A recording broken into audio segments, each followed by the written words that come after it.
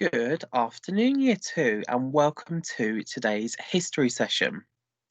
Now, as always, I have a little starter for you. And as you can see, just like last week, I have split this up into 3 sections. So the first bit at the top relates to last week's learning. So here, I would just like for you to fill in the blanks and think about what should go in each of those blanks. So I'll read it to you. Mary Seacole built her hospital and called it the... Mary had a called Sally to help her the soldiers. The soldiers called her. Okay. Down here, last term, complete this rhyme. Remember, remember. If you can remember the rest of that rhyme. And then relating to your history from last year, can you name this historic toy? So pause the screen now and have a go at those. Okay then, so Mary Seacole built her hospital and called it the British Hotel. Hopefully you remembered that. Mary had a maid called Sally to help her care for, or you might have said look after, the soldiers. The soldiers called her Mother Seacole. So well done to you if you remembered that from last week. The rhyme, remember, remember, the 5th of November.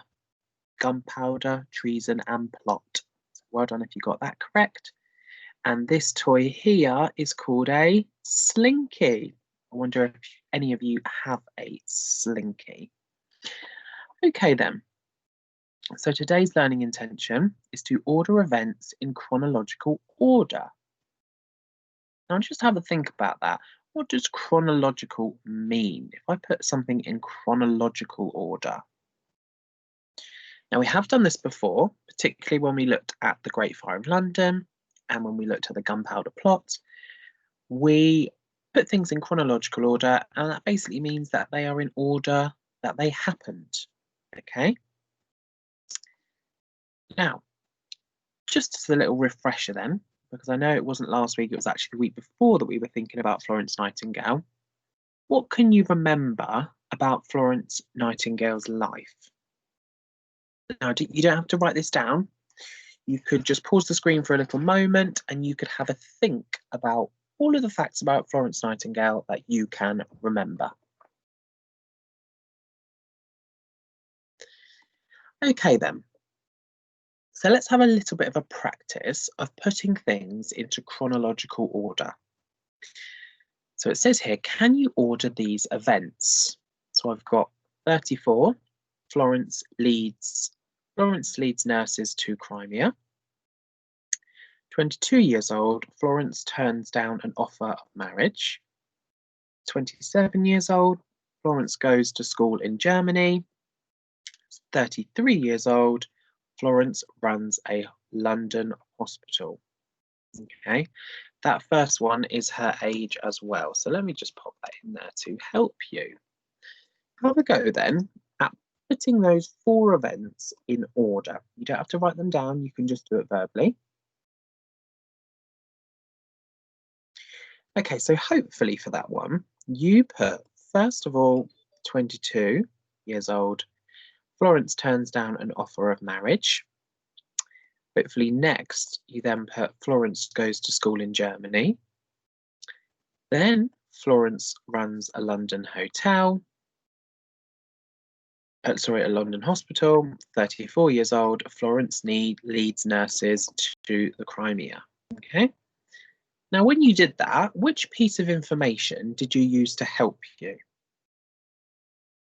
You may have just known that that was the order they went in, or you may have used her age to help you. Okay, because here you can see it starts at 22, 27, 33 and 34. So you may have put those in order using Florence's age. So our challenge for today then is going to be putting these events that all relate to Florence Nightingale into chronological order. Now, as you can see, each of these have the date on them. Okay, so you can see here, Florence Nightingale died on the 13th of August, and that was in 1910. 1851, Florence became a nurse. 1857, Florence returned to England as a heroine. 1854, Florence went to the Crimea to help soldiers. 1820, Florence Nightingale was born on the 12th of May 1820. 1854, Florence made sure the hospitals were clean and saved many lives. 1856, the Crimean War ended. 1859, the Nightingale Training School was opened. In 1854, Florence was named Lady of the Lamp as she cared for people through the night with a lamp in hand. Now, as you can see, these are not in the correct order at the moment, okay? Because for starters, it starts with when Florence Nightingale died, so we know that's definitely not in the correct order. However, as I say, your challenge today will be to put these events into the correct order, okay? Now, in order to do that, we are going to be creating something which is called a timeline. And we're very familiar with timelines because, as I say, we did do this when we were looking at the Great Fire of London. We've also got a timeline up in our classrooms. If you remember, just above my screen, there's a big timeline. And that's got on it all of the different historical things that we've been looking at. Okay. Now, I know some of you, when you have been doing challenges, your adult that you're working with has been able to take a screenshot of the screen and print those off. So if you do have the facilities to do that, you are more than welcome to screenshot this screen, which I've got open now, and then you could print that off and you could cut those out and you could arrange those into the correct order.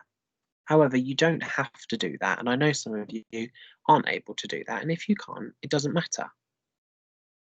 Now, when you're arranging them, as I say, we're going to create a timeline type thing. Now, if you're not able to print them off, that is absolutely fine. What you could do is get yourself an A4 piece of paper or just a large piece of paper.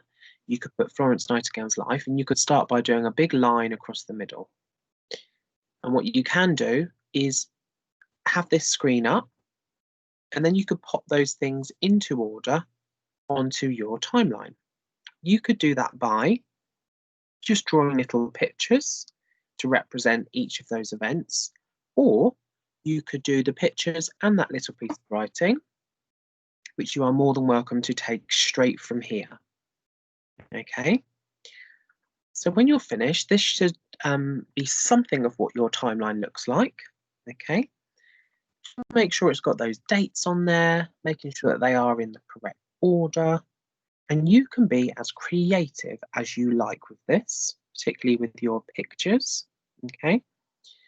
Now, as a little bit of an extra challenge, once you've completed that, if you do want a little bit more of an extra challenge, FindJex is to use Kiddle to find out extra information about the key events in her life and then add a sentence under the picture. So you could maybe then see if you can find out any extra information about Florence Nightingale, and you could pop that onto your timeline as well. Okay, but you don't have to do that. It is completely up to you. Now, if this looks like a bit too much of a challenge for you today, what I would suggest is that you just pick a few of these events. Okay, you don't have to do all 9 of them. You could maybe select 5, the 5 that you think are most important, and then you could create a timeline of those events. Okay. But like I say, if you can't print it, or if you don't want to do it in that particular way, I am happy for you to be as creative as you like with it. Okay, so please do not worry. Now, I hope you enjoy your history today. I cannot wait to see all of them, and I know Miss Broadbent is excited to do that too. Enjoy your history, and I will speak to you all very soon. Bye, everyone.